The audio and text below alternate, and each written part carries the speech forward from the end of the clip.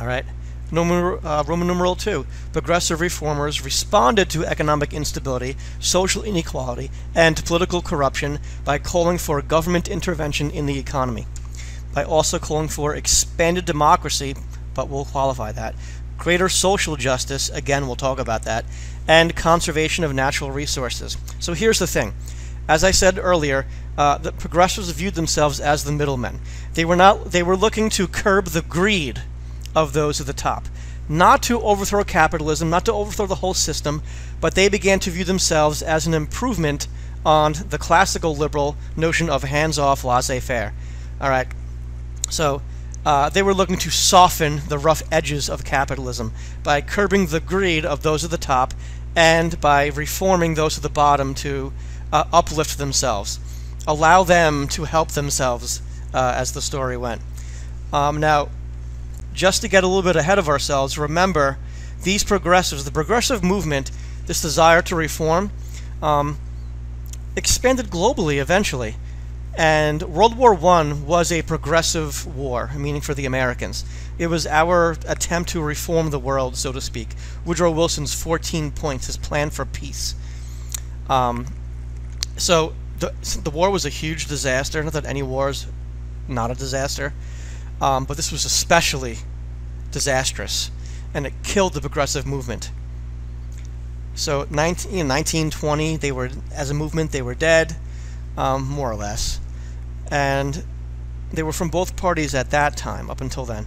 In the 1930s, the early 30s, when we were in the midst of the Great Depression, the progressives ideologically resurrect as Democrats, like FDR, sort of as New Deal, FDR Democrats, that were arguing for a more hands-on approach, government getting more involved in the economy.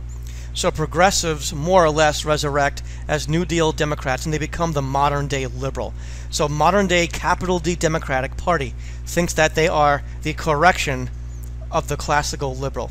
So that should help you understand modern-day politics to an extent. All right. So the economic instability thing is the progressives noticed this creation of the underclass of working people and what they viewed as the greed of the upper class.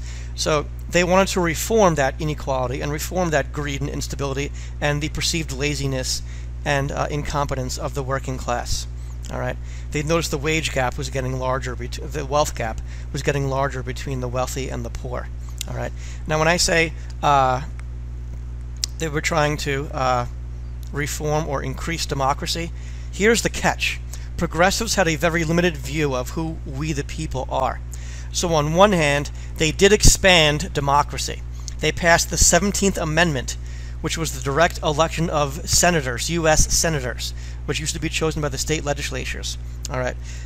Primary elections were out of the progressive movement, people choosing the candidates. All right. Women's suffrage. The 19th Amendment was a progressive movement.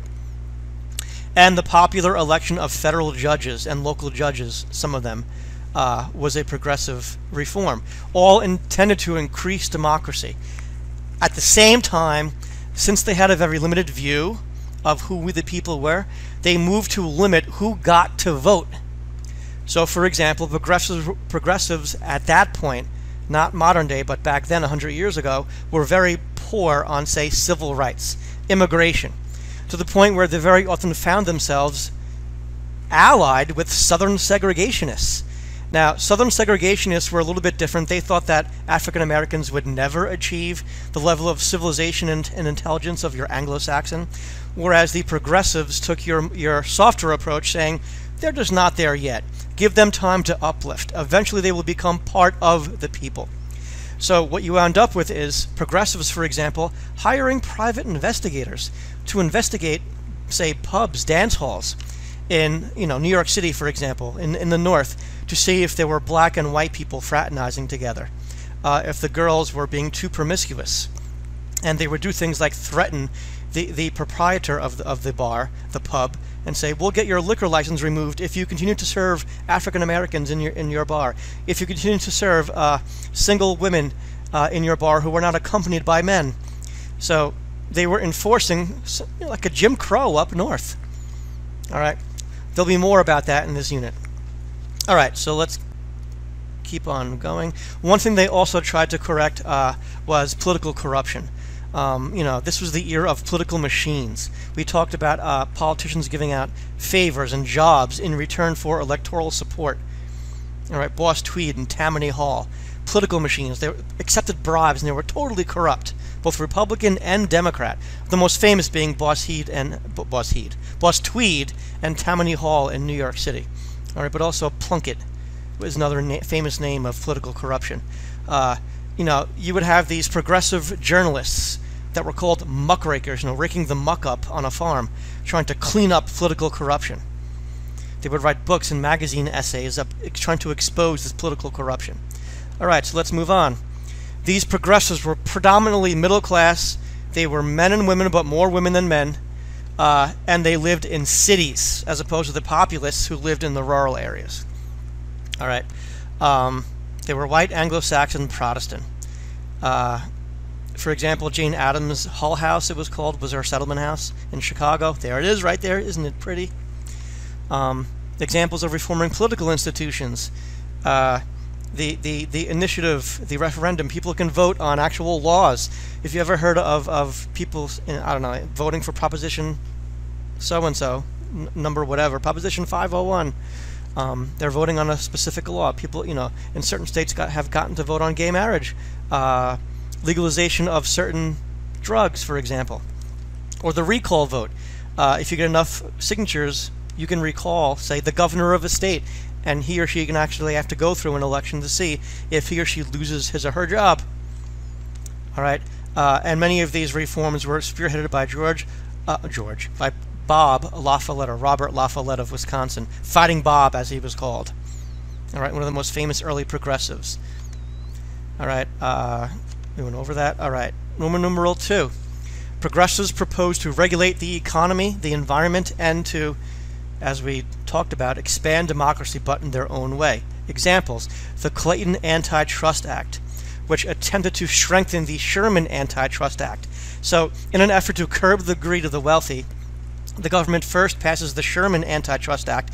It was pretty ineffective, as a lot of big pieces of legislation like this they are passed and they have no teeth to them.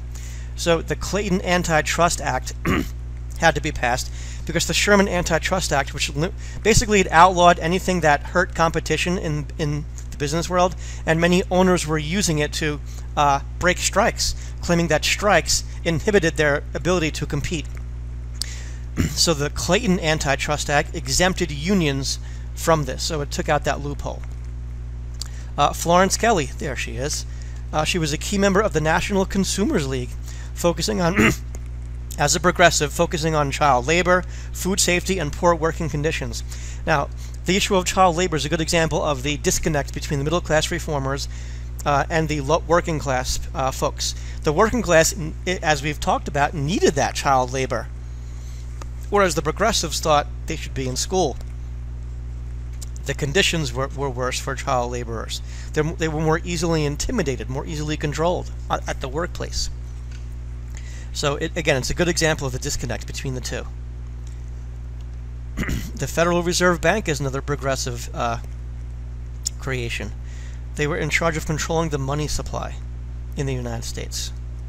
It was the first central bank in the U.S. since the Second Bank of the United States. So essentially, when a local bank borrows money, or they get their money by borrowing it from the Federal Reserve. So the Federal Reserve sets the interest rates at which the local banks will borrow money. And so if they raise or lower the interest rates for which the banks to borrow, it will then raise or lower it for us. So if they raise the interest rates, that means there'll be less money in circulation because we will then be able to borrow less. All right, so be sure to take the quiz that will pop up right now.